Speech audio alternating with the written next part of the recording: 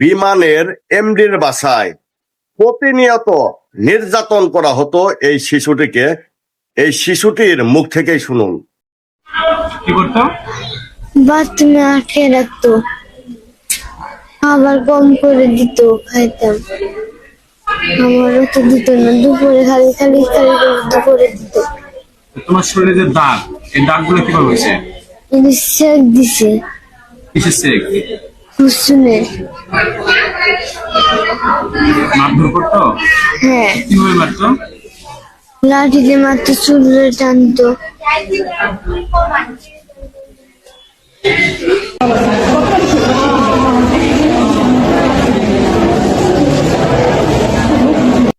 আমার একটা জিনিস মাথায় আসে না, সরকারি চাকরিজীবী যারা আছেন তারা কেন বোঝেন না আপনাদের বেতনটা কোথা থেকে হয়, কাদের টাকায় আপনার বেতন হয়?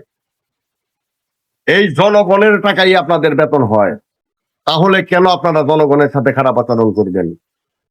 আপনাকে সরকারি চাকরি দেওয়া হয়েছে জনগণের সেবা করার জন্য, আপনি সে জায়গায় উল্টোটা কেন করেন? সরকারি চাকরি পেয়েছেন, আহামরি একজন হয়ে গেছেন, যা ইচ্ছা তাই করবেন, বাসায় গৃহকর্মী রেখে তার উপর অত্যাচার করবেন। এটা কোন ধরনের আচরণ?